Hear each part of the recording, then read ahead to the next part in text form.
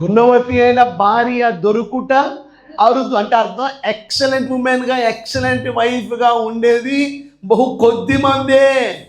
అంటే అంత ఈజీ కాదు. కానీ ఆ అరుదైన వారిలో నేను కూడా, ఆ అరుదైన జాబితాలోకి నేను కూడా చేర్చబడాలి అనే కోరిక మీలో ఉండాలి. ఎలాగైతే భక్తి ఇరుకు మార్గమో ప్రవేశించే వారు కొందరే, భక్తి ఎలాగైతే ఇరుకు మార్గమో అలాగే ఈ ఎక్సలెంట్ ఉమెన్ కనుగొనడం కూడా అరుదే. ఆ అరుదైన వారు మన విజయవాడలో ఉంటే ఎంత బాగుండు, ఆ అరుదైన వారు మన ఏరియాలో ఉంటే ఎంత బాగుండు, అలాంటి అరుదైన వారు మన సంఘంలో ఉంటే ఎంత మేలు.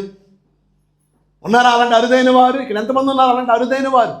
ఈరోజు మీతో చెప్తున్న జాగ్రత్తగా వినండి. నువ్వు ఒకవేళ ఎక్సలెంట్ ఉమెన్ అయితే, నువ్వు గుణవతి అయితే అది ఎలా తెలుస్తుందో మీకు తెలుసా? చదువుతారు ఒకసారి 31:28-29. అంటే దాని అర్థం ఏంటంటే పిల్లలు, వారి కుమారులు ఆ కుమార్తెలు లేచి ఆ తల్లిని పట్టుకుని ఏమంటారట? అమ్మా నువ్వు ధన్యురాలు అమ్మా. అంటే బిడ్డల చేత పొగడబడుతుంది. ఎవరిని పొగుడుతారు?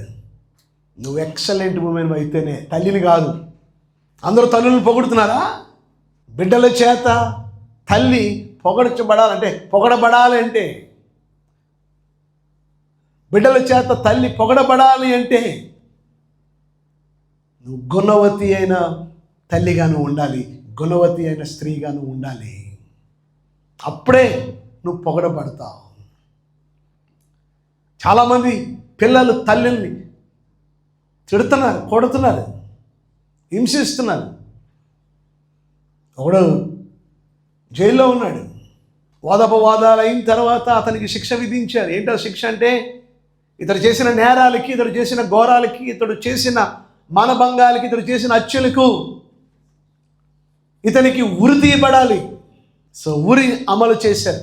సాధారణంగా ఉరి తీసే ముందు పోలీసు వారు అడుగుతారు, నీ చివరి కోరిక ఏమిటి? నాకు బిర్యానీ తినాలని ఉందనంటే వారు బిర్యానీ తీసుకొచ్చి పెడతారు. ఒకసారి బస్ దహన కేసులో చిలకలూరుపేటలో ఇద్దరు నేరస్తులు వారు బస్సును తగలబెట్టారు, అనేక మంది చనిపోయారు. వారిని అడిగారట, వారికి శిక్ష విధించారు, ఉరి శిక్ష. మీ కోరిక ఏంటి, లాస్ట్ కోరిక ఏంటి అని అంటే వాళ్ళిద్దరూ కూడా మాకు బాప్తీసం ఇవ్వండి అని అడిగారట. వారు వెంటనే పాస్టర్ గారిని పిలిచి వారికి బాప్తీసం ఇచ్చారు. ఆ బాప్తీసం ఇచ్చిన ఆయన నాకు తెలిసిన ఫ్రెండ్ వాళ్ళ నాన్నగారు రాజమండ్రిలో. ఆయనే స్వయంగా వారికి బాప్తీసం ఇవ్వడం జరిగింది. సో ఈ వ్యక్తిని కూడా,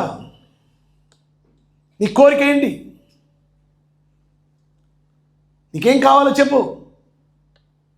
అప్పుడు ఏమన్నాడట, నాకు ఏం బిర్యానీ తినాలని లేదు, నాకేం కొత్త బట్టలు వేసుకోవాలని లేదు, చివరిసారిగా మా అమ్మను చూసి చనిపోవాలనుకుంటున్నాను. ఒక్కసారి నన్ను మా అమ్మను చూపిస్తారా? మా అమ్మతో ఒక రహస్యమైన విషయాన్ని మా అమ్మతో నేను మాట్లాడాలి. పోలీసు వారు చాలా సంతోషించారంట. చివరిగా చనిపోయే ముందు ఎవరిని గుర్తు చేసుకున్నాడు? తన తల్లిని గుర్తు చేసుకుంటున్నాడు. చాలా సంతోషం అని తన తల్లిని పిలవనంపించారు. తల్లి వచ్చింది. కటకటాల్లో ఉన్నాడు జైల్లో. తల్లి వచ్చి ఏడుస్తుంది, అయ్యో నా బిడ్డ చనిపోతున్నావా, అయ్యో నా బిడ్డ చనిపోతున్నావా, అయ్యో నాకన్నా ముందే వెళ్ళిపోతున్నావా అని ఏడుస్తుంది. అమ్మా ఏడవద్దు, నీకు ఒక రహస్యం చెప్పాలి, కొంచెం దగ్గరికి రా. ఆమె దగ్గరికి వచ్చింది. నీ చెవులో చెప్పాలి, నీ చెవు దగ్గరికి తీసుకొచ్చు. సరే చెవు దగ్గరికి పెట్టింది. ఇంకా దగ్గర పెట్టు, ఇంకా దగ్గర పెట్టు, ఇంకా కొంచెం దగ్గర పెట్టు, ఇంకా కొంచెం దగ్గర పెట్టింది. వెంటనే ఆయన చెప్పవలసిన రహస్యాన్ని తన తల్లికి చెప్తున్నట్టుగా నటన చేసి ఆమె చెవుని గట్టిగా కొరికేశాడు. ఎంత గట్టి కొరికాడంటే ఆమె చెవు ఊడిపోయి కింద పడిపోయింది. చెవు 2 ముక్కలైపోయింది, రక్తం దడ కారిపోతుంది. వెంటనే పోలీసు వారు వచ్చి ఆమెను పట్టుకుని తీసుకెళ్ళిపోయి, ఎరా మూర్ఖుడా, చనిపోయే ముందు కూడా ఇంత ఘోరమా? నీ తల్లిని పట్టుకుని ఏదో మాట్లాడతా అని చెప్పి అంత భయంకరంగా చెవుని కొరికేసావా? అసలు నువ్వు మనిషివా మృగమా అని అంటే ఆయన అన్నాడట, నేను చేసింది కరెక్టే. ఆమె నా అమ్మ కాదు, ఆమె ఒక రాక్షసి. నేను చిన్నప్పుడు స్కూల్ నుంచి ఒక పెన్సిల్ని, ఒక ఎరేజర్ దొంగతనం చేసి తీసుకుని వస్తే మా అమ్మ ఇది తప్పురా అని ఏనాడు నాకు చెప్పలే. నా బిడ్డ ఎంత తెలివైనాడు, ఎంత చక్కగా, ఎంత చాకచక్యంగా పెన్సిల్ దొంగతనం చేశాడు, ఎంత చాకచక్యంగా ఎరేజర్ దొంగతనం చేశాడు అని నన్ను ప్రోత్సహించింది. ఈసారి నేను వెళ్ళి పెట్టి తీసుకొచ్చేసాను. అందులో 4 పెన్సిళ్ళు ఉన్నాయి, 4 ఎరేజర్లు ఉన్నాయి. సరే జాగ్రత్తగా వాడుకోరా నాయన, ఇక నీకేం కొనవసరం లేదు. పుస్తకాలు తీసుకొచ్చాను.